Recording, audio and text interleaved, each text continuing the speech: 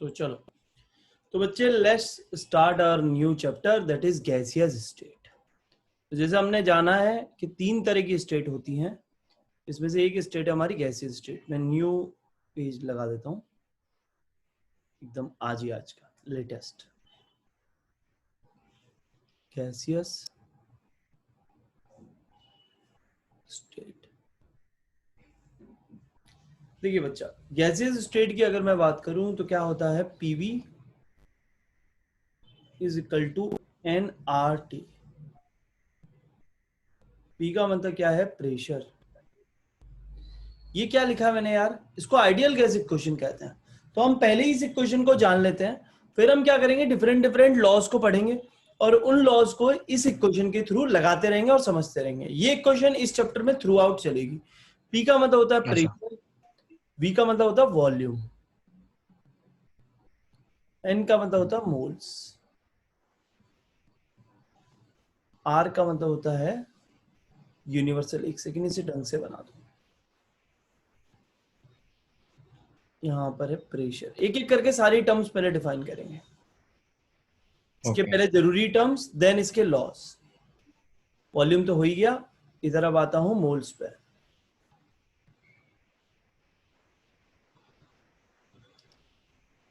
Universal gas constant, और ये है टी टेम्परेचर। ओके। और ये टेम्परेचर केल्विन में लिया करेंगे। अब हम एक एक करके सारी टर्म्स और उससे एसोसिएटेड यूनिट्स को पहले डिफाइन करते हैं, जो कि इस चैप्टर में इस्तेमाल आएगी। तुमने देखा होगा कई बार, तुम अगर किसी ऐसे जाओ जहां मतलब इलेक्ट्रिसिटी बोर्ड हो, उधर एक डेंजर का साइन चिपका होता है। हाँ हाँ, क्या होता है, बिजली से सावधान। हाँ। किसी गाड़ी में चढ़ो तो उधर एक लगा रखा होता है कि जेब कतरों से सावधान। बड़े घरों में जाओ तो लिखा होता है कुत्तों से सावधान। इस चैप्टर में मैं आपको बता देता हूं कि आप यूनिट से सावधान रहें। इस चैप्टर में भी यूनिट से सावधान रहें और थर्मोडायनेमिक्स में भी रहें। इस चैप्टर में अगर गेम खेल सकता है ना आपसे, केवल यूनिट से खेल सकता है। तो सबसे पहला काम हम लोग क्या कर देते हैं, यूनिट पे अपनी कमांड बनाने के लिए पहले ये और यूनिट कन्वर्जन, दोनों ही चीजों को अपन आराम से तसल्ली से बैठ के लिखते हैं। पी का मतलब क्या है बच्चा, प्रेशर। वी का मतलब क्या है, वॉल्यूम, जो आपने किया। अब पहले प्रेशर को, volume. What is actually pressure? Pressure of a gas है क्या? प्रेशर क्या है, हम लोग बोलेंगे गैस के मॉलिक्यूल्स, जैसे ये कोई कंटेनर है और ये मूवेबल पिस्टन है। तो गैस के मॉलिक्यूल्स क्या करते हैं, इसकी वॉल से ऐसे टकराते हैं और टकराने के बाद इस पे एक्सर्ट करते हैं प्रेशर, जिसकी वजह से ये मूवेबल पिस्टन ऐसे मूव भी कर सकता है, ऊपर जा सकता है। यस। और कब तक मूव करेगा, जब तक इनका प्रेशर सराउंडिंग के प्रेशर के बराबर ना हो जाए। हाँ के ना? हाँ सर। हाँ। तो प्रेशर होता क्यों है एक गैस का? Pressure of a gas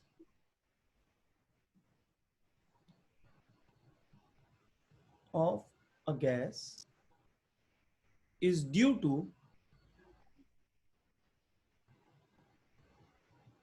continuous collision of gas molecules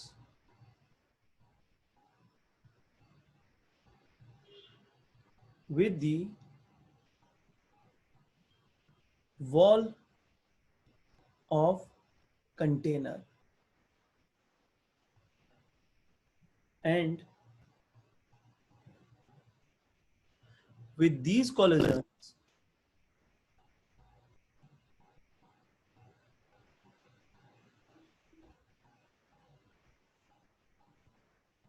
gas molecules exert force on the wall of container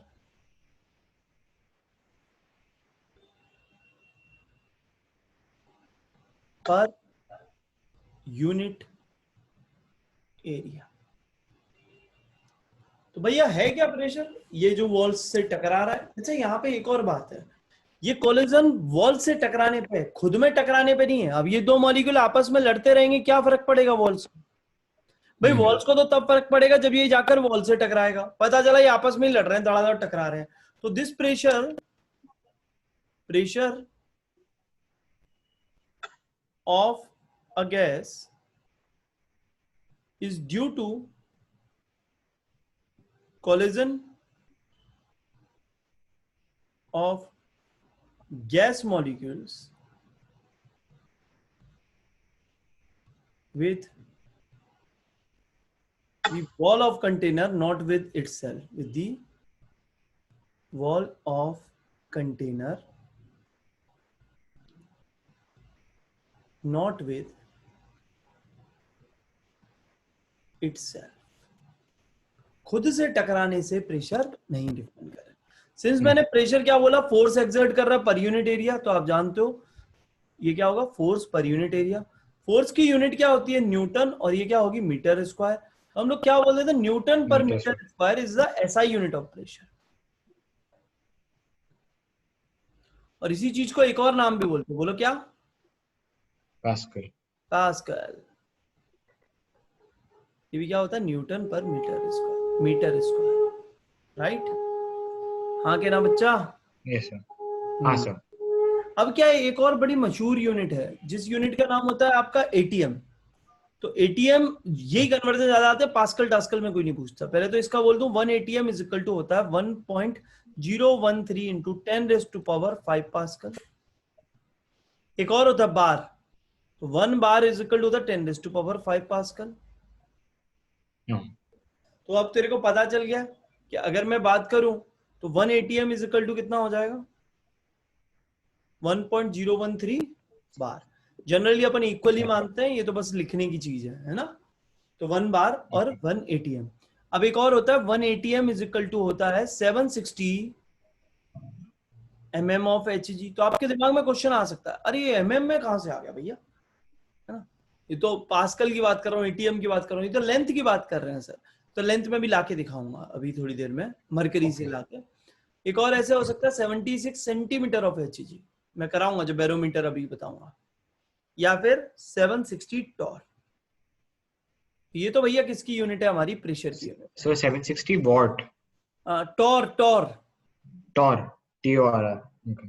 Tor, है ना, जैसे मेंढक बोलता है ना ट्र, इसी टॉर। डन। यस। अब ये तो रहा भैया तुम्हारी प्रेशर की जानकारी। हम क्या कर रहे हैं, जो भी हमारे टर्म्स इस इक्वेशन में आएंगे, जिस इक्वेशन को हम थोड़ी देर बाद जाके ये अभी बता भी देंगे कि ये इक्वेशन डिफरेंट लॉज का कॉम्बिनेशन ही है, और जो भी हमारे पास टर्म्स आ रही है उनको हमने यहाँ पे कलेक्ट कर रहे हैं।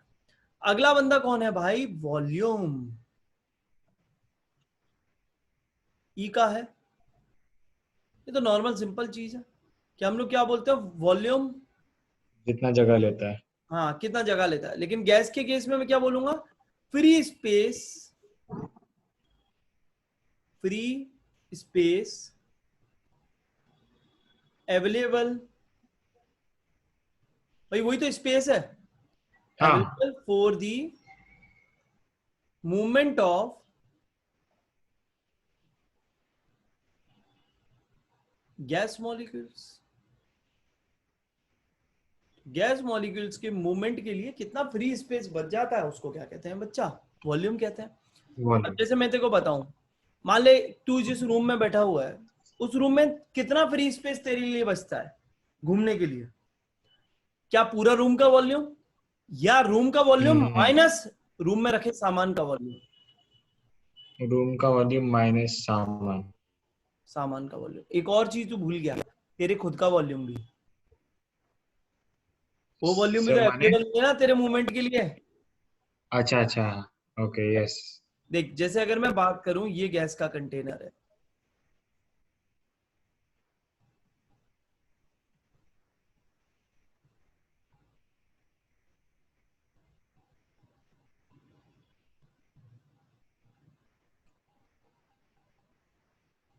ये बच्चा क्या है, गैस के मॉलिक्यूल्स है छोटे छोटे से।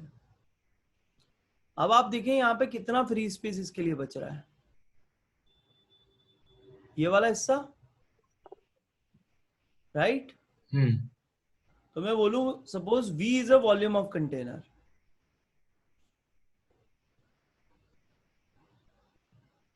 और ये है मेरे पास V of molecule. Suppose n number of molecule से n भी हो जाएगा, राइट? तो मैं यस क्या बोलूंगा, मेरे पास जो वॉल्यूम ऑफ गैस है that is actually equal to volume of container minus volume of gas molecules. Yes और नो? हाँ सर हाँ, बट जनरली मतलब जो होता है वो volume of gas molecule, ideally हम ऐसा मानते हैं this is very very very very less than volume of container, so हम इसको इग्नोर कर देते हैं एंड हम बोलते हैं volume of gas is equal to volume of container. Okay got it? अब दोस्त इसकी यूनिट्स पे चर्चा कर लें। यूनिट क्या है? Volume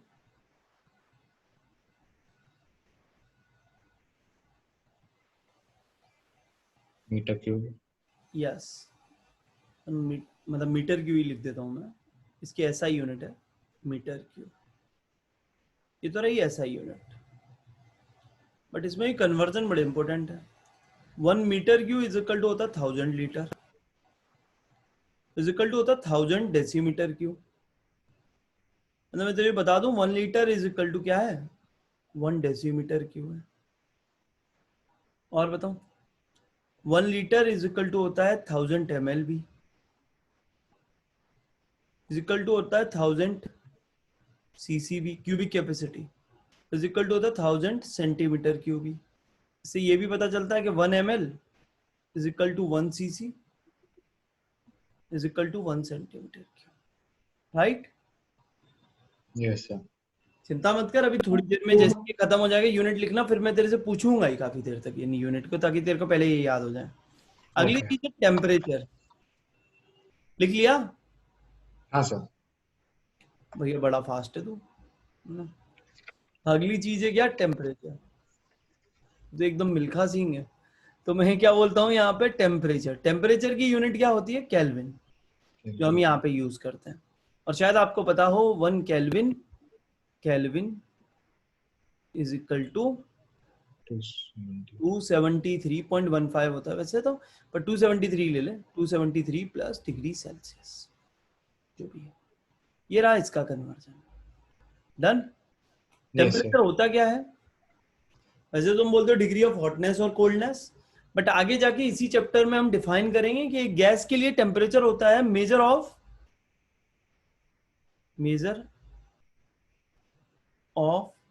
average kinetic energy of a gas. Gas में जितनी ज्यादा काइनेटिक एनर्जी होगी हम बोलते हैं उसमें उतना ही ज्यादा टेम्परेचर होगा। द मोमेंट गैस की काइनेटिक एनर्जी जीरो हो जाती है हम बोलते हैं वो टेम्परेचर भी 0 केल्विन होता है। 0 केल्विन को आप ऐसे ही डिफाइन करते हो, 0 kelvin is defined as a temperature at which kinetic energy of a gas molecule is 0, है ना? तो यहाँ पे भी बोल देता हूँ एब्सोल्यूट 0 कहते हो आप, absolute 0 kelvin is defined as a temperature at which kinetic energy of gas, अरे बाप रे,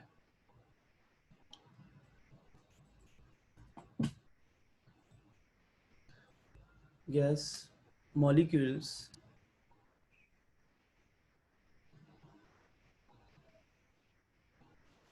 is 0। अब एक और बात, ओके जब हम बाद में जाके इनकी प्रोपोर्शनलिटी निकालेंगे तो इसके बीच में कांस्टेंट और आएगा जिसको आप आर कह रहे हो, यूनिवर्सल गैस कांस्टेंट। तो चलो इसकी भी वैल्यू रट लें,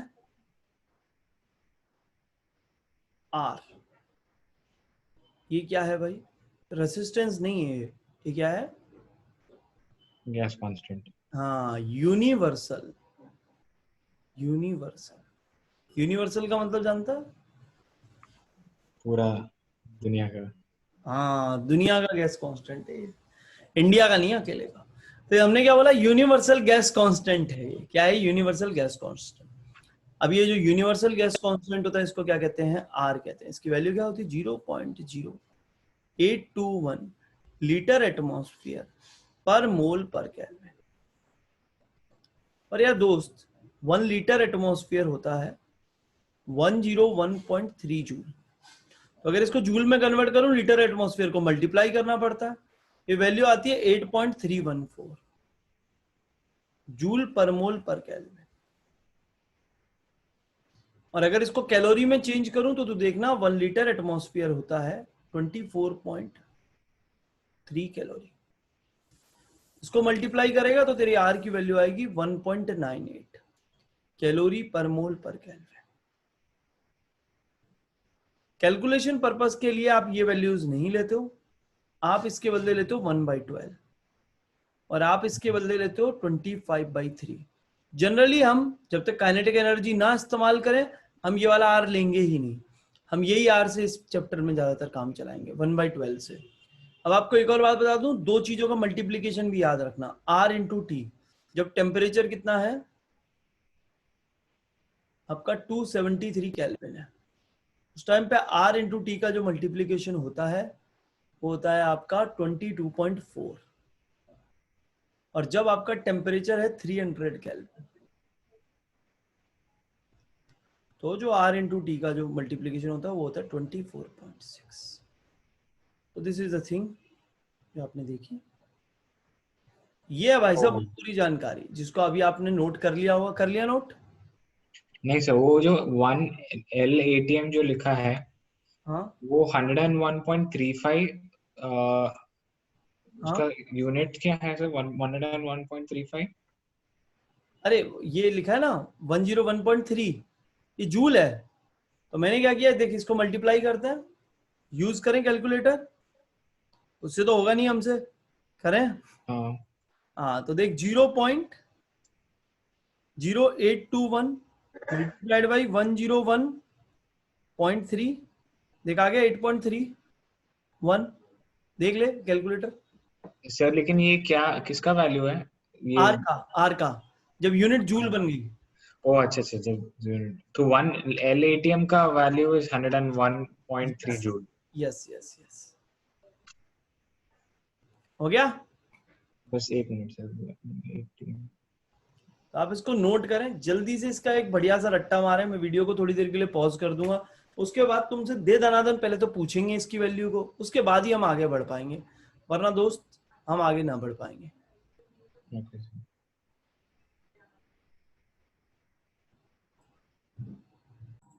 तो आपको मैंने दिया इनफ टाइम याद करने के लिए। अब मैं आपसे पूछना स्टार्ट करता हूं, ठीक है? Are you ready? Yes sir. So okay, you are ready. तो फिर सबसे पहले मेरे को बताएं कि 1 टॉर इज इक्वल टू कितने एटीएम होता है? हम्म, आवाज नहीं आ रही, आवाज नहीं आई यार। 1 टॉर इज इक्वल टू कितने mmHg होता है? Hello hello.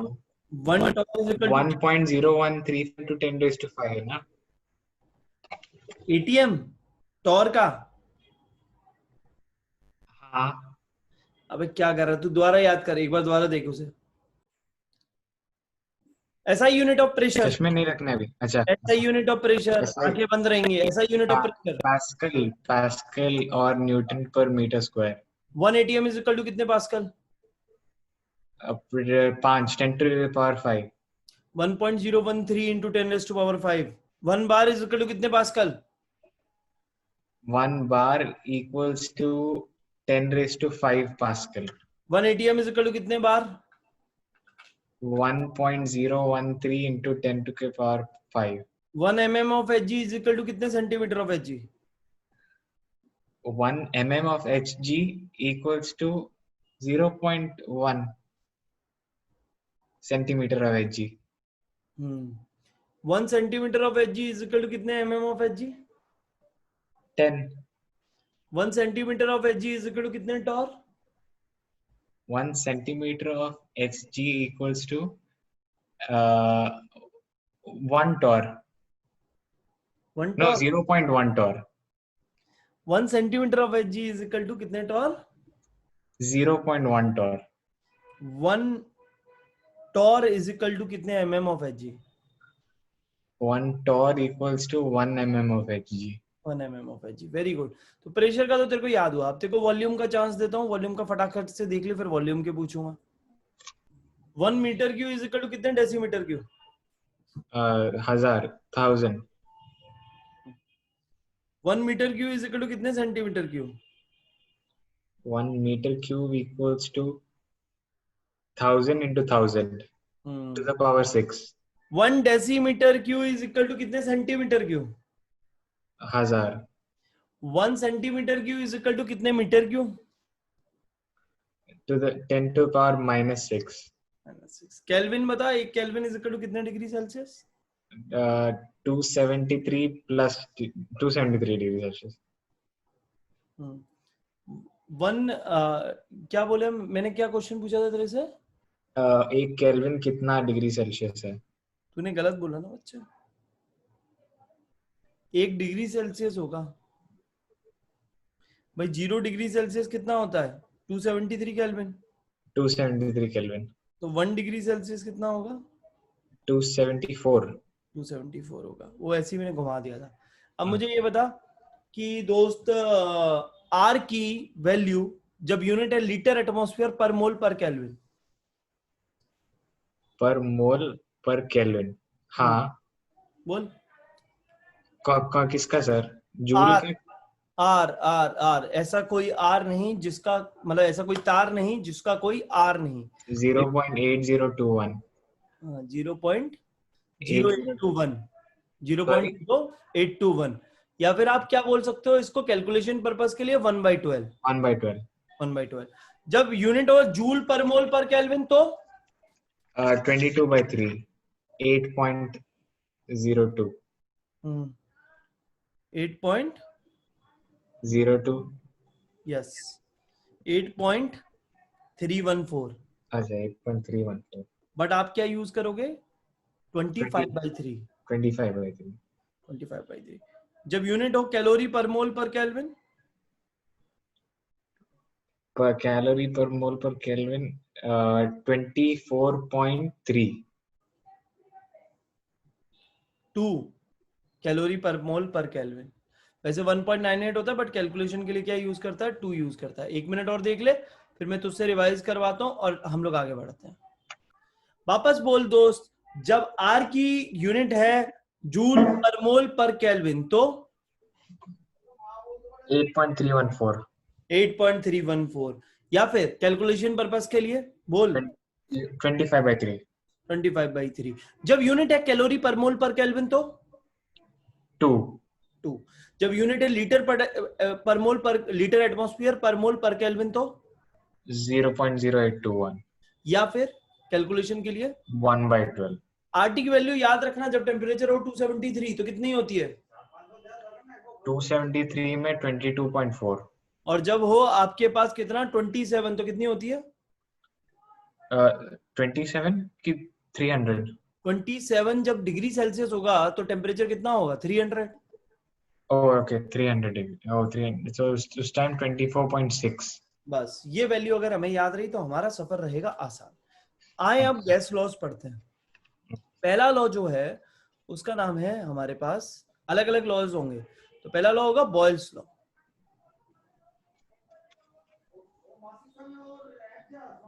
एक मिनट रुकना मैं अभी आया दोस्त।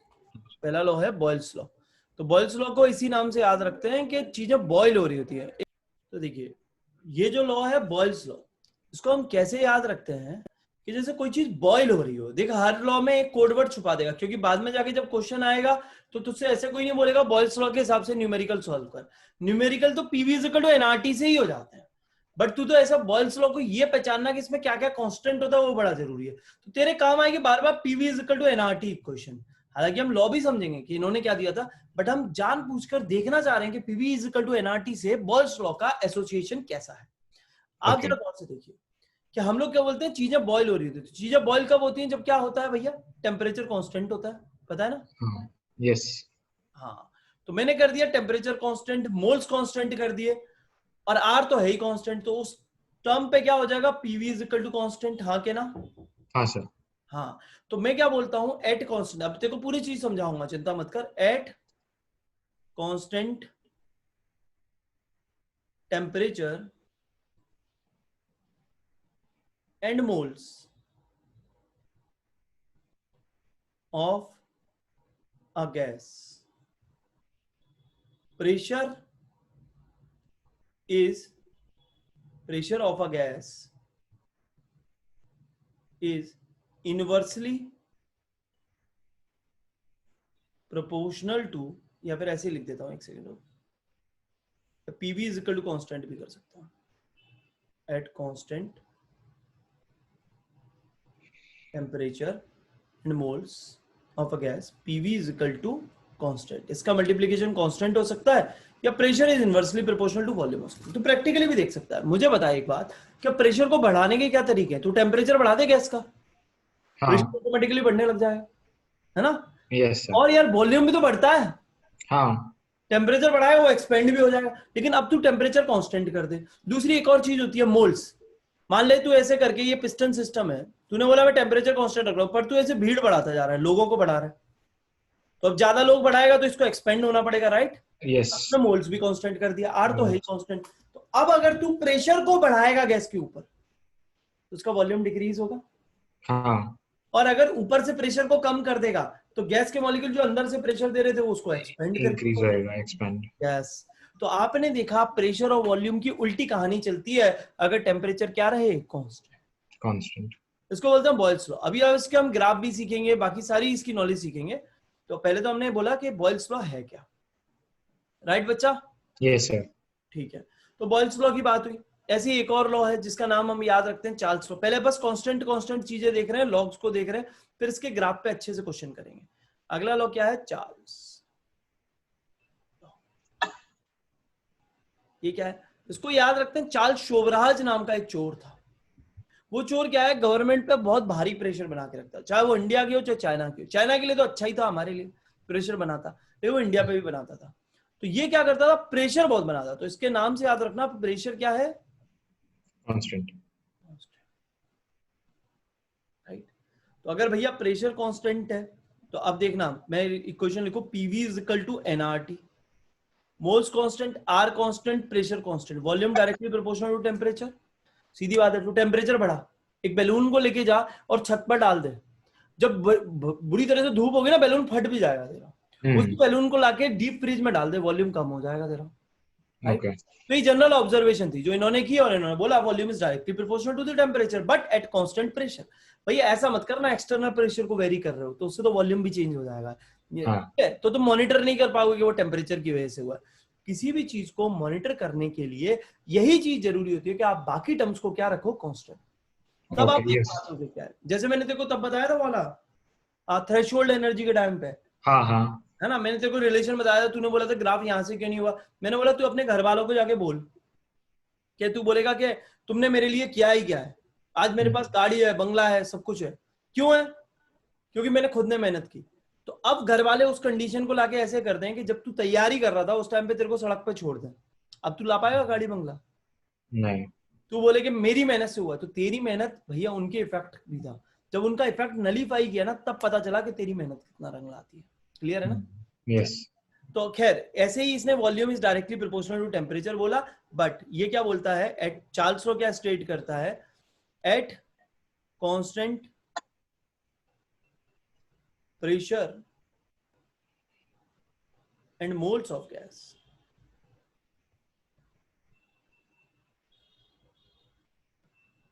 Volume of gas is directly proportional to the temperature. हाँ के ना? Yes sir. ठीक है, तो एक ये वाली चीज भी होगी चार्ल्स की। अब अगला लॉ है भाई, तो अगला लॉ भी बता देता हूँ तेरे को। उस लॉ का तो मैं नाम भी नहीं ले पा रहा, ठीक है, मैं लिख देता हूँ।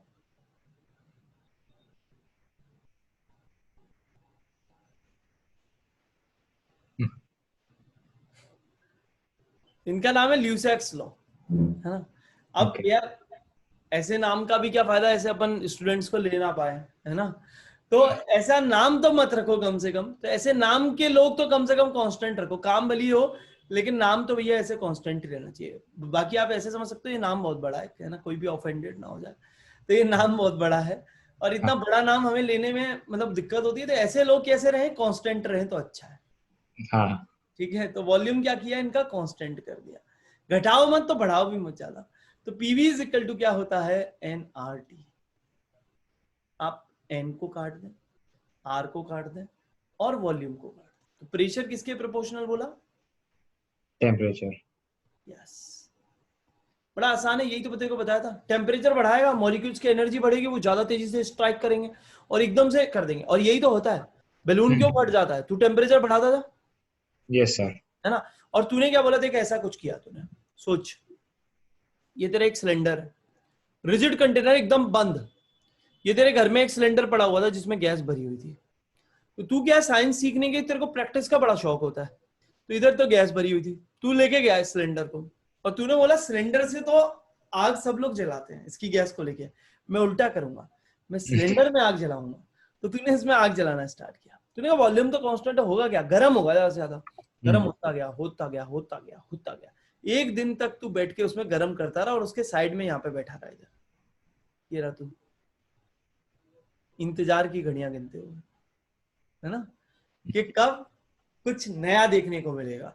कुछ नया हुआ तो सही पर तुझे दिखा नहीं यार, क्यों, साथ में गए. साथ में गए, क्या हो गया, ब्लास्ट हो गया। क्यों ब्लास्ट हो गया, कि जब तू इसको हीट कर रहा था मॉलिक्यूल्स की काइनेटिक एनर्जी बढ़ रही थी, वो ज्यादा तेजी से इससे स्ट्राइक कर रहे थे, तर तर तर तर तर तर तर तर तर तर तर तर करके, और एकदम से स्ट्राइक करके एक समय ऐसा आया जब इसको भी लेके फाड़ दिया। भाई ये प्रिंसिपल तो यूज होता है गाड़ियों में, यूज होता है, ट्रेन होती है ना कोल इंजन वाली, हाँ हाँ. हाँ, तो वहां क्या होता है, कोल को हीट किया जाता है, हीट, Yes. यस वही तो होता है, टेम्परेचर बढ़ता है, वेपर बढ़ते हैं, धड़ाक से एकदम से ऊपर हो जाती है, राइट। Right. हाँ, तो चीजें ऐसा ही है, मतलब अगर Okay. तू जैसे कोई एक वेपर भी ले लिया तूने और उस वेपर को तू धड़ाधड़ हीट किए जा रहा है, हीट किए जा रहा है, एक समय पे उसकी इतनी एनर्जी होगी, इतनी एनर्जी होगी, वो एकदम से तड़ाक से उड़ा देगा जो भी ऊपर पड़ा होगा, चाहे वो कितनी भी बड़ी से बड़ी चीज क्यों ना हो, राइट। Yes, sir. तो हमने ये भी लॉ देख लिया कि ये लॉ क्या कहता है भैया, pressure is directly Pressure. Proportional to the Temperature. Temperature, done. अब Yes, देख sir. अगला लॉ बताता हूँ, ये बार बार ऐसे कुछ हो रहा है इसमें, तो अगला लॉ तो तू बहुत अच्छे से जानता है और क्योंकि तू यूज भी कर चुका है उसे मोल कंसेप्ट में, नाम है उसका Avogadro's.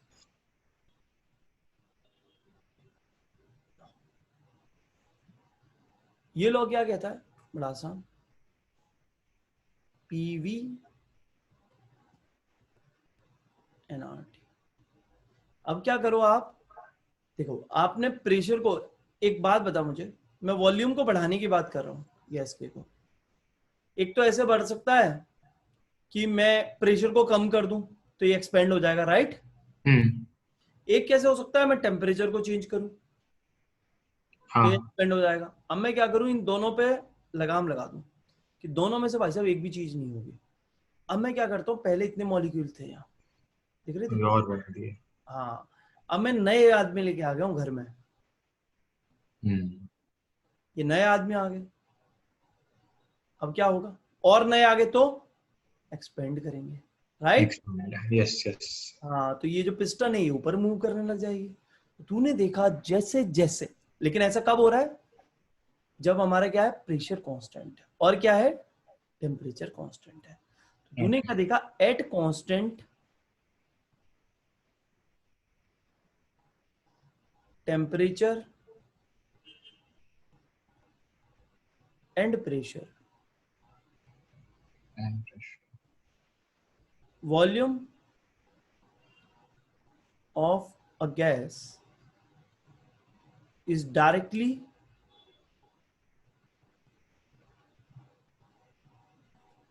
proportional to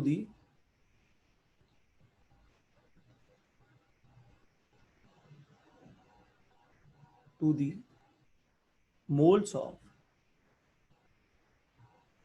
gas, right. Okay. तो भाई जितना ज्यादा वॉल्यूम होगा उतना ज्यादा मोल्स होगा, बट उस पर्टिकुलर टेम्परेचर पे। लेकिन हाँ, मोल्स ऑफ गैस मॉलिक्यूल्स है, एटम्स हो भी सकता है, नहीं भी हो सकता। समझ रहा बात को? ओके। नहीं समझा? नहीं से समझा। समझा ना? एक मोल है, मैंने बोला भाई CO2 है। यार ये आज अटक बहुत रहा है, पता नहीं क्या हो रहा है इसे।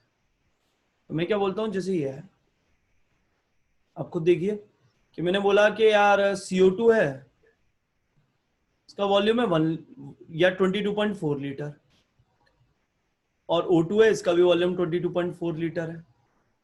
अब हमसे पूछा जाता है ये कितने मोल होगी, तो ये आप STP में बोल दे तो ये 1 मोल होगी, ये भी 1 मोल होगी, राइट? मोल्स तो सेम है, बट आप नंबर ऑफ एटम निकालें, ये तो 3 मोल हो गए,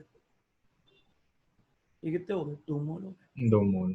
पता है दोस्त, ये जो 22.4 लीटर होता है वो भी यहीं से आता है। इक्वेशन देख, PV equals to nRT. At STP pressure की वैल्यू 1 लगा, टेम्परेचर की वैल्यू 273 लगा। जरा कैलकुलेट करिए, मोल 1 रखी हुई है ना, 1 मोल के लिए 0.0821 मल्टीप्लाइड बाई 273, करिए जरा मल्टीप्लाई भाई।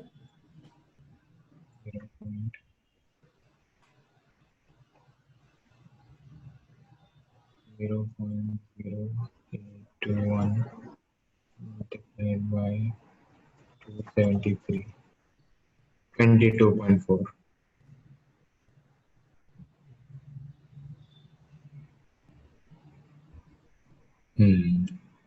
ओके। जो तब सीखा था कि एट STP पे वॉल्यूम कितना होता है, 22.4 लीटर। तो तुझे पता चलता है कि 1 मोल गैस का वॉल्यूम STP पे 22.4 लीटर है। इसी के हिसाब से तो तू ये मोल्स निकालता आया था, हाँ कि ना? Yes sir. समझा? तो अभी तो मैंने ये सब बताया, तो इन सारे रिलेशंस को मिलाकर हमारे पास इक्वेशन बनती है जिसको आप बोलते हो PV इक्वल टू nRT। क्योंकि बॉयल्स लॉ में तूने क्या सीखा? प्रेशर और वॉल्यूम दोनों कांस्टेंट है ना? हाँ सर। ये आ गया। फिर उसके बाद चार्ल्स लॉ में तूने क्या सीखा? Volume directly proportional to temperature है। फिर तूने उसके बाद ल्यूसेक लॉ में क्या सीखा? Pressure directly proportional. फिर टेम्परेचर। तूने एवोगैड्रोस लॉ में क्या सीखा? Volume directly proportional two moles है। अब ये देखें, यस। आपके रिलेशन एक ही आ रहे हैं, P इस साइड आ रहा है, V इस साइड आ रहा है, N आ रहा है इस साइड, और T आ रहा है, राइट? इस राइट। टर्म को, कांस्टेंट को हटा दें तो क्या हो जाता है? PV equal to PV equals to nRT. E थी हमारी इक्वेशन। ओके। बोलो भाई। Yes sir. चलो भाई, तो अब क्या करते हैं, ग्राफ सीख लेते हैं। Graphs of Boyle's law.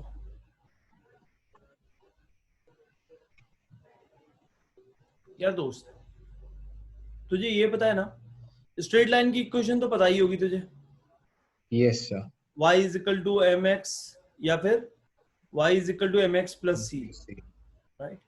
दूसरी बात तुझे ये पता है ना, if y is inversely proportional to x तो क्या बनता है, मालूम है क्या? हाँ, if it comes the other way down. Rectangular hyperbola. Yes. क्या बन जाता है? Rectangular hyperbola. तो पहले मैं बॉयल्स लॉ बना देता हूँ। बॉयल्स लॉ क्या कहता था, देख, याद ना आए तो यहीं पे ही अपन डायरेक्ट ही कर लिया करेंगे। हमें पता है टेम्परेचर कांस्टेंट होता है, मोल्स कांस्टेंट होता है, P is inversely proportional to V, right? Yes sir. This is your Boyle's law. So now मैं यहाँ पर कुछ कोऑर्डिनेट्स बनाता हूँ और तुम मुझे सजेस्ट करना कि कैसा ग्राफ बनना चाहिए।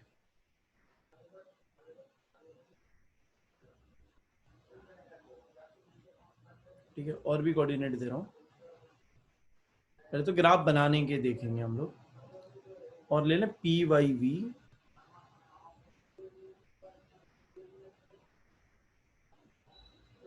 वन अपॉन V स्क्वायर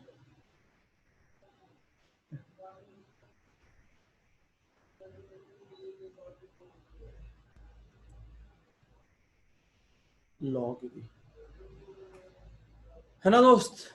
तो चलो बताओ पहला ग्राफ कैसा बनना चाहिए? Uh, downward facing. थोड़ा सा अजीब बन गया पर ठीक है। Rectangular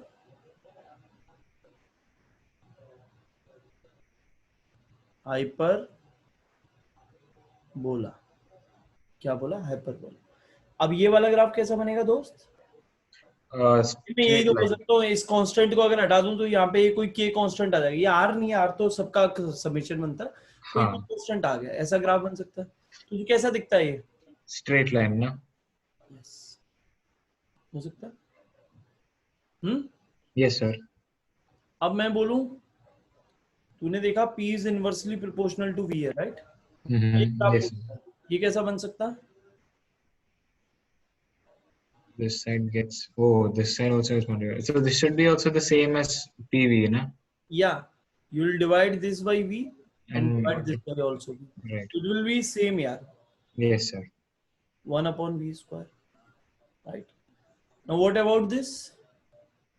This should also be same as first graph. अच्छा, बहुत दिमाग है तेरे में। इधर P is inversely proportional to V, P is equal to क्या आएगा? K upon V। आप इसका लॉग निकाल लें, क्या आएगा? Log P is equal to log K minus log V। हाँ के ना? हाँ सर। हाँ, तो ये क्या है? ये एक्स एक्सिस है बच्चा, और ये क्या है? वाई एक्सिस है, और ये क्या है? कांस्टेंट है।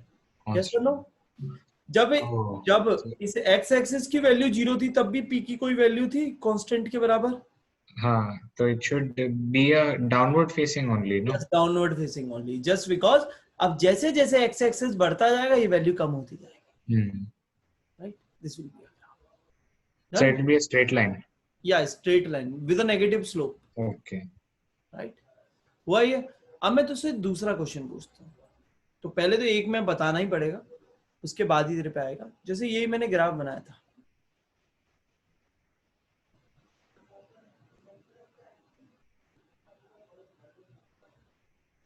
और ये कुछ ऐसा आया था।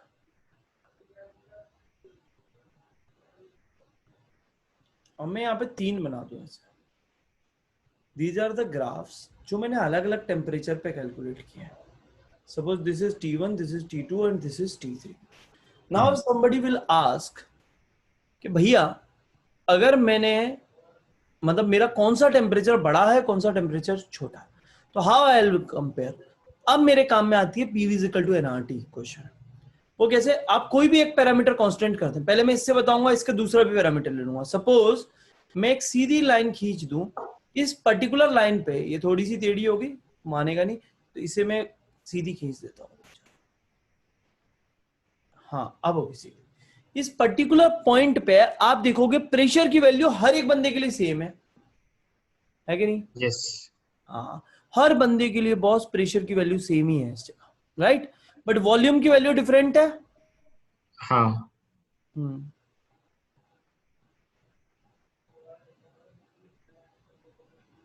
है ना? ये बता रहा है टेम्परेचर T3 को, T3. ये T2 को, और ये T1 को, राइट? Yes, sir. अब तुझे ऐसी सिचुएशन में क्या करना होता है दोस्त? जो कोऑर्डिनेट छपा है और जिस लाइन पर छपा है, जो वैल्यू छपी है, टेम्परेचर छपा है, किस लाइन पे छपा है? वॉल्यूम में। तो इन दोनों में बस रिलेशन देख लिया अगर, तेरा काम हो जाएगा। PV इज इक्वल टू क्या होता है? nRT। NRT. तूने जानबूझ के अभी प्रेशर को कांस्टेंट किया, moles constant, R constant, volume directly proportional to temperature होगा, यानी कि जितनी ज्यादा वॉल्यूम की वैल्यू होगी उस पर्टिकुलर टेम्परेचर की वैल्यू भी उतनी ज्यादा होगी। गॉट इट और नॉट? Yes, बोलो, yes. If I keep this pressure constant, तो at constant pressure and constant mole volume is directly proportional to temperature, होता है कि नहीं होता? हाँ हाँ सर, समझा। हाँ बस, तो यही तो बात है कि जितना ज्यादा टेम्परेचर होगा Okay. उतना ज्यादा वॉल्यूम होगा, राइट? Yes, yes. तो यहां से मैंने रिलेशन बोला, और मैं क्या बोल सकता हूं? T1 is greater than T2 is greater than T3। T3. Suppose मैं इसको ना लेके वॉल्यूम को कांस्टेंट ले लेता, तो क्या होता रिलेशन? निकाल। वॉल्यूम को कांस्टेंट लेके। मतलब मेरा तो मन करता मैं दूसरे कोऑर्डिनेट को कांस्टेंट ले लेता, फिर क्या मेरे पास सेम ही आता है वैल्यू, या अलग अलग आते हैं? तो सर अभी ये तो सेम वाला बनेगा ना ऊपर, ये आप कांस्टेंट अभी टी रख रहे हो क्या? रुक जा यार, मैं बता रहा हूँ।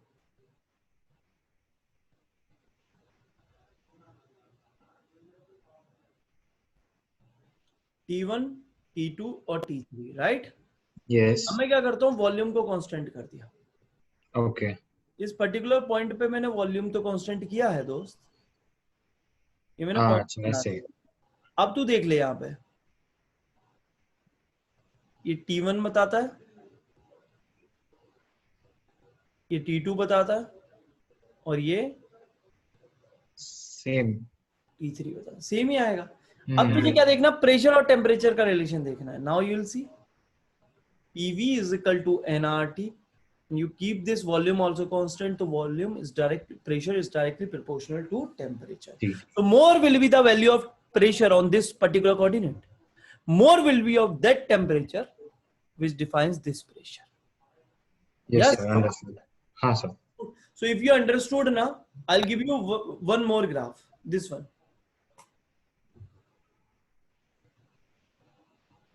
This.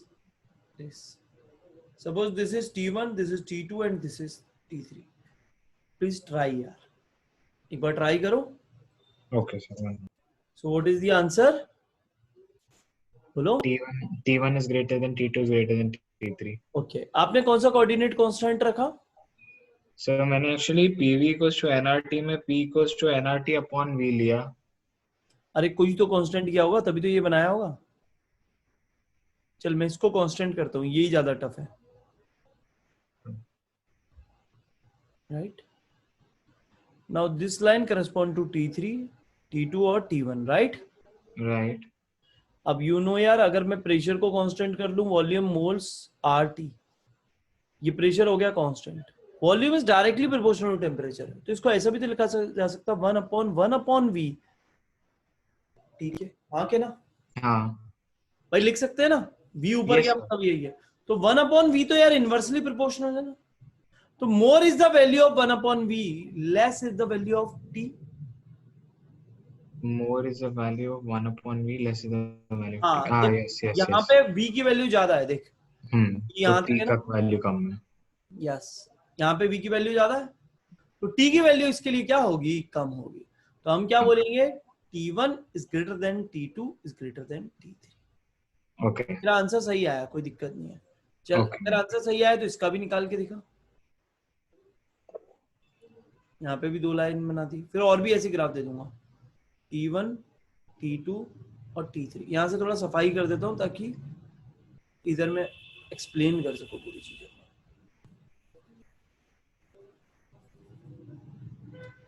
ले भाई करो. हाँ तो तेरा आंसर बिल्कुल सही है, वो सेम ही टाइप का रिजल्ट ही आएगा, बट हम लोग थोड़ा सा निकालने की कोशिश करते हैं. ये देख, राइट? ये लाइन T3 बताती है, ये लाइन T2. बस अपन अपनी प्रैक्टिस बैठा रहे हैं. एक ग्राफिकल क्वेश्चन भी बड़े वो रहता है मशहूर टाइप से. तो देख मैंने क्या है, पहले तो मैं बना दूं PV is equal to nRT था एक क्वेश्चन, राइट? ओके. और इस पर्टिकुलर इक्वेशन में मैं P/V को कांस्टेंट करना चाहता हूं, तो पहले मुझे P/V और 1/V² ऐसा कुछ लिखना भी पड़ेगा, है ना? सिंस ये बॉयल्स लॉ है, मतलब मैं यहाँ पे अगर बोलूं यार मैं कांस्टेंट करना चाहता हूँ P/V को, तो ये PV is equal to nRT है, तो मैं इस टर्म को एक तो V से डिवाइड कर दूं और V से मल्टीप्लाई कर दूं. यस. हाँ. तो ये क्या बन गया, PV multiplied by V² is equal to nRT, right? Yes. Yes. मैंने P/V को तो कर दिया कांस्टेंट, तो जो V² है वो डायरेक्टली प्रोपोर्शनल टू टेम्परेचर है. हाँ. डेफिनेट बात है, 1/1/V² T². यस. बस अच्छा, T², it's not a T², it's my mistake. T. तो मैं यहाँ पर क्या बोल सकता हूँ कि 1/V² की वैल्यू जितनी ज्यादा रहेगी, ज्यादा वैल्यू से मतलब ये कोऑर्डिनेट पे, और जो T की वैल्यू उतनी ही कम रहेगी, मतलब T3 सबसे कमजोर है इनमें. Yes. T3, T1 greater than T2 greater than T3. Got it? Yes sir. तो बड़े आराम से तेरे ये ग्राफ और ये वाली चीज बन गई. अब जैसे ग्राफ यहाँ बनाए वैसे ही ग्राफ हम लोग सेम चार्ल्स लॉ के लिए भी बनाते हैं. Okay sir. एक मिनट रुके. चल भाई, तो अगर मैं चार्ल्स लॉ का रिलेशन बनाऊं तो चार्ल्स लॉ तेरे को पता है ना, प्रेशर कांस्टेंट होता है PV is equal to nRT, याद आया? Yes sir. प्रेशर बना था, pressure constant, volume directly proportional to temperature है, हाँ कि ना? Yes sir. अब अगर मैं तुझसे बात करूं, मैं ये ग्राफ बनाता हूं, मुझे बताना है कितना सही है कितना गलत है, V और T सही है या गलत है? सही है। सही है। आपने बोला ये ग्राफ सही है, मैं बोलता हूँ ये ग्राफ गलत है। अरे कैसे गलत है? साफ साफ दिख रहा है volume directly proportional to temperature, गलत कैसे हो सकता है? क्यों भाई? हाँ हाँ, लेकिन गलत है। तू एक बात बता, तू वॉल्यूम ऑफ गैस मॉलिक्यूल कहीं भी जीरो कर सकता है क्या? तू उसे कितना भी कंप्रेस कर दे, क्या वो जीरो हो सकता है? नहीं। नहीं। तो ये जो मैंने ग्राफ बनाया ना यार, ये थ्योरेटिकल है, प्रैक्टिकल नहीं है, तो इसलिए हम इसकी लास्ट लाइन को ऐसे डॉटेड लाइन से दिखाएंगे हमेशा। अच्छा ओके। तो बोलेगा पहले क्यों नहीं दिखाया? अरे प्रेशर को जीरो कर सकता हूँ ना, वॉल्यूम को जीरो नहीं कर सकता भाई। राइट? यस अगर सर। कहीं आया होगा तो 1/v आया होगा, जीरो नहीं किया। देख इसमें तो कहीं हाँ जीरो हुआ भी नहीं था, यस यस। जो जीरो हुआ वो 1/v हुआ। राइट? हाँ सर। इसीलिए मैंने क्या बोला, अब मैं करेक्ट बोल सकता हूँ कि इस तरह का ग्राफ ऐसा होगा, है ना? तो अब yes now you will predict, बताओ ये ग्राफ कैसा होगा? सो वो टीसी माने डिग्री सेल्सियस, और डिग्री सेल्सियस। ओके, सेम ही आएगा ना? तो वही होगा ना? हाँ, गलती कर गया। अच्छा। ये क्या है? -273 डिग्री सेल्सियस लिख सकता हूँ। Yes sir. इसका मतलब क्या था? उधर जीरो, से एक्सटेंड होएगा। यहाँ पे 0 केल्विन यहाँ से स्टार्ट हुआ था। राइट? ये हाँ। ग्राफ यहाँ पे ये डॉटेड लाइन ओके कवर करके इस तरह से एक्सटेंड, समझा? ओके। Yes sir. हाँ, तो नजर हटी और दुर्घटना घटी भाई। थोड़ा सा भी ध्यान चूकता है तो फिर हमसे गलती हो जाती है। बाकी ग्राफ और ड्रॉ करें, फिर यहाँ पर भी हम वैसे ही ऑपरेशन करेंगे जैसे पुराने वाले के थे। चल वो तो मिट गया, कोई दिक्कत नहीं, तूने तो नोट कर ही लिया होगा। हाँ सर। अब मैं दूसरे ग्राफ बना रहा हूँ, तो भाई इनको अब तुम ड्रॉ करना आराम से, सोच समझ के।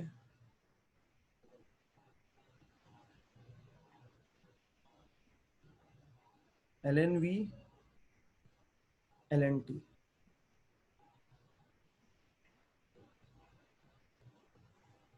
V T और 1/T²।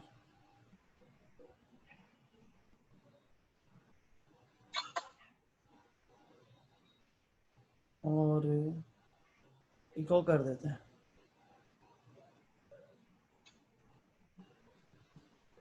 V/T, या वॉल्यूम ले लेता।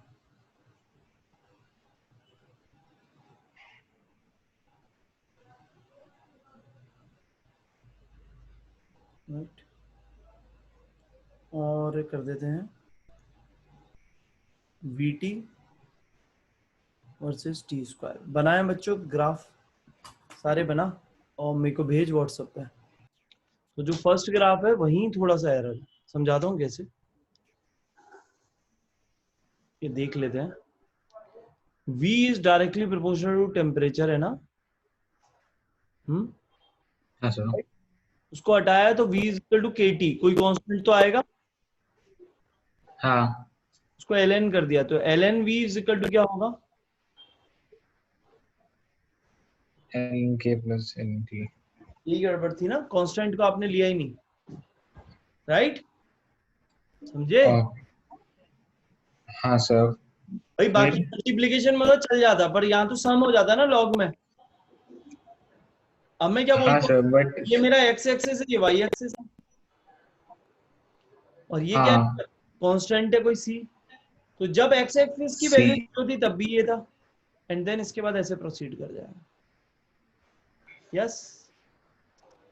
वो सी को भी कंसिडर करके लेना है। और नहीं तो क्या, लेना भी पड़ेगा ना, कोई कुछ तो आएगा ना कांस्टेंट, हाँ के ना? अच्छा ओके। अब देख ये तो ओके। आसान है, v is directly proportional to t है ना? हाँ। मतलब v is equal to kt है, कोई भी है, तो आप इसको t से मल्टीप्लाई करें तो ये बन जाएगा vt, और this is equal to kt²। Right? Yes sir. तो VT is equal to K 1/T², हाँ के ना? Now this is inversely proportional relation, तो क्या बनेगा? यस। तो मेरे ख्याल से ये आपने ये भी गलत बनाया है क्या?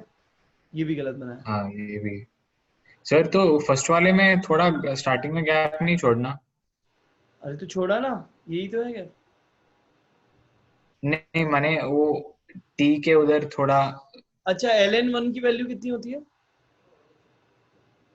ln1। 1 की वैल्यू 0 होती है ना ln, मतलब log 1 की हाँ वैल्यू कितनी होती है? 0 होती है ना log 1 की, हाँ क्या? हाँ। तो वो जो 1 वैल्यू है वो भी तो 0 हो सकती है। ओह इसका अच्छा। मतलब एक्चुअल में एक्सट्रीमली 0 नहीं है सच में। Okay okay. राइट, इधर आ, b बाई टी। ये तो आया ही नहीं सर। अब मैं बताता हूँ, v is directly proportional to t, तो v बाई टी क्या है? कांस्टेंट है कि नहीं है? हाँ अब चाहे तो वॉल्यूम को चेंज करेगा तो temperature will adjust in such a manner that this remains constant, हाँ के ना?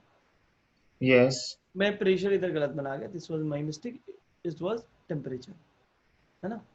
अब अगर मैं क्या करूं, वॉल्यूम को चेंज करूंगा तो टेम्परेचर ऐसे एडजस्ट होगा, टेम्परेचर को चेंज करूंगा तो वॉल्यूम एडजस्ट होगा, सर वो प्रेशर है तो अल्टीमेटली। हो सकता है ना? क्या? वो एक्स एक्सिस प्रेशर है तो हो सकता है ना? हाँ, एक्स एक्सिस कौन सा है? प्रेशर है। नहीं नहीं, उसमें फिर ये हाँ। कांस्टेंट लाइन वाला चक्कर पड़ेगा, फिर मैंने प्रेशर में अच्छा अच्छा। दूसरे पे चला जाऊंगा, तो ये मेरा लॉ ये वाला नहीं है ना। इस लॉ के अंदर तो प्रेशर कांस्टेंट रखता हूँ ना मैं। हाँ राइट ओके। राइट, इस वजह से मैंने प्रेशर हटाया। तो यहाँ पे क्या है, constant line, this remains always constant, हाँ के ना? Yes sir. और not, right? Yes sir. Temperature change करूंगा तो टेम्परेचर को बढ़ा, वॉल्यूम कम हो जाएगा, अल्टीमेटली ये रेशियो तो सेम है, बिकॉज v अपॉन टी ही तो यहाँ कांस्टेंट था, तभी तो तू बोलता था v1/t1 is equal to v2/t2, क्या? Right okay. अब देख, v is equal to K T, T से इसको मल्टीप्लाई कर, V T is equal to क्या आ जाएगा? K T square. kt²। मतलब V T is directly proportional to T square, हाँ के ना? यस। बस, अब तू स्ट्रेट लाइन ड्रॉ कर सकता है। क्या तुझे डॉटेड बनाने की जरूरत है या नहीं है, ये बता। डॉटेड बनाना होगा ना? बेटा टेम्परेचर 0 केल्विन हो सकता है, this can make it 0, right? या या। वैल्यू 0 हो सकती है, ये थ्योरेटिकल नहीं, मतलब हम ये नहीं बोल सकते कि थ्योरेटिकली वॉल्यूम प्रैक्टिकली 0 नहीं हो सकता, ठीक है, ये वाली बात हाँ नहीं, पर टेम्परेचर तो 0 हो सकता है। ये वॉल्यूम कुछ भी था, एक्स था, इसको 0 केल्विन से मल्टीप्लाई करूंगा, दिस विल बिकम 0 ना? Okay right, right. Got it और नॉट? Yes sir.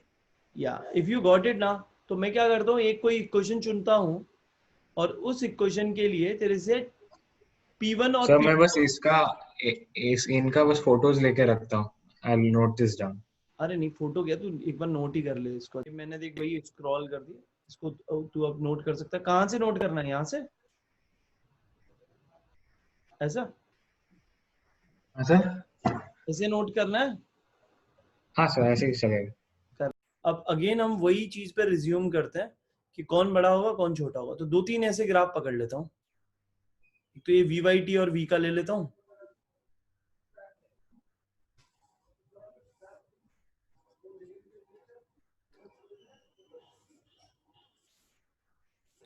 यहाँ पे अलग अलग प्रेशर बना दिए, P1 P2 और P3। Now you have to detect कि कौन बड़ा होगा कौन छोटा होगा। कुछ आ रहा है दिमाग में या मैं बताऊं? बोल। v by t and v का, so this would be p1 p2 p3 ना? कौन बड़ा होगा कौन छोटा होगा, आ रहा है कुछ दिमाग में या मैं बताऊं? p1 should be bigger than p2 p3 or both all of them would be। Right, मुझे ये P वाले एक्सेस का और V और T का देखना है ना? तो देख, हाँ सर। P है ना, V upon T is equal to NR, atom क्या कांस्टेंट है, P is equal to 1 upon, मतलब बेसिकली मैं बोल सकता हूँ इसमें 1/v/t, yes or no? Yes sir. बस हो गया. So this is inversely proportional, यानी कि बेटा इसकी वैल्यू जितनी ज्यादा होगी ये उतना ही कम प्रेशर होगा. मतलब P3 greater than P2 greater than P1. तो ऐसे ही नहीं ठोकना है ना, रिलेशन को निकाल के देखना पड़ेगा यार. Yes sir. गॉट इट ना. मैंने देख यहाँ से T को इधर पहुंचाया, अब ये इनवर्सली प्रोपोर्शनल है इसके. यस. एक और ग्राफ दूं, चलिए दे देता हूँ V और T का, राइट.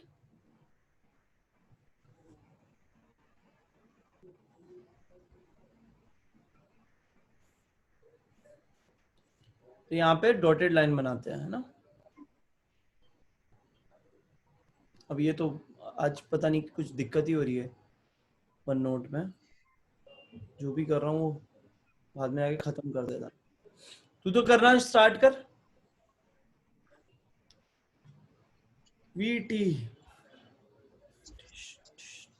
ये P1, ये P2, ये है P3. आई एम बनाए डॉटेड लाइन.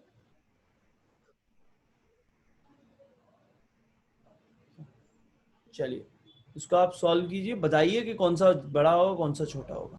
क्या आंसर क्या है? P3 P2 P1. राइट, बिल्कुल सही है, सेम ही है. तो अब क्या करते हैं, एक टर्म को कांस्टेंट कर दे.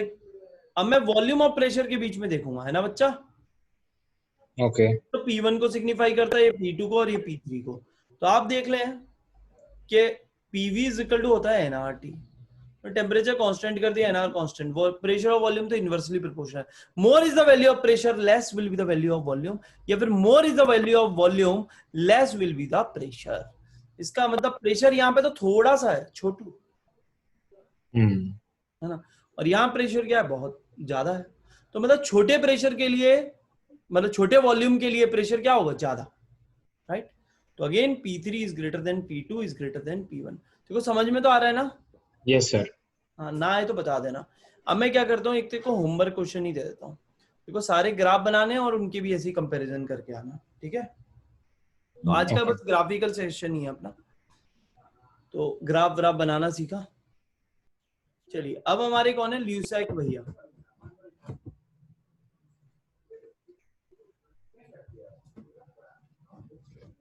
अब इनके ऊपर देता हूं मैं कोऑर्डिनेट्स बनाता हूं. तुम बोलोगे ये कोऑर्डिनेट तो चल यहाँ पे सॉल्व करा दूंगा, बाकी आप निकाल लेना.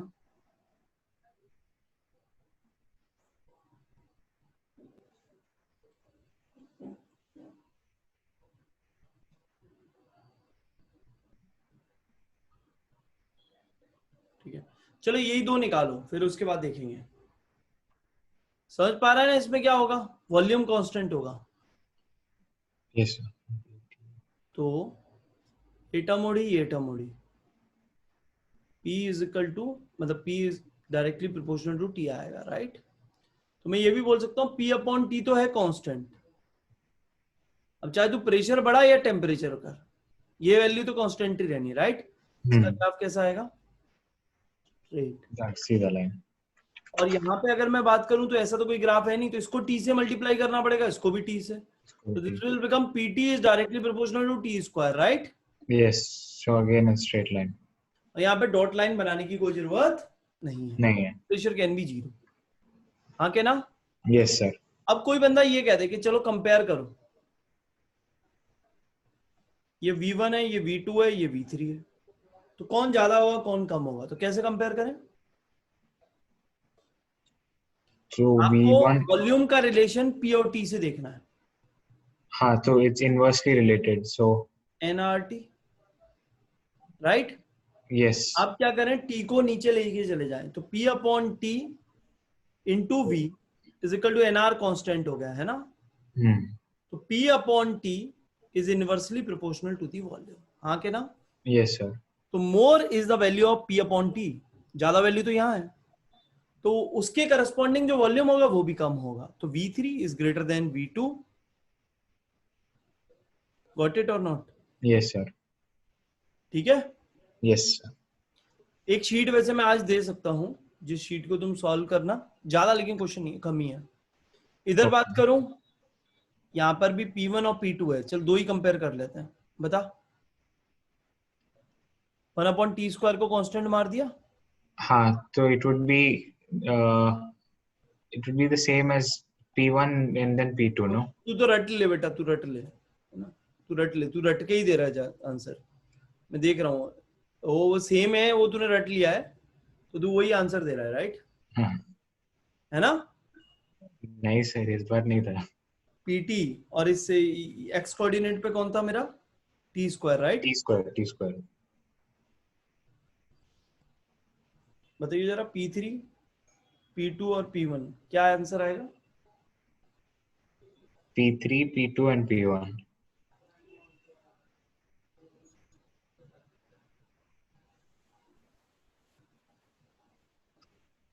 बोल sir P3, P2 and P1. और इससे पहले क्या आया था? यही आया था, है ना? हाँ। ये आया था क्या? नहीं, ये पुराना वाला है, नहीं, वो कुछ और है।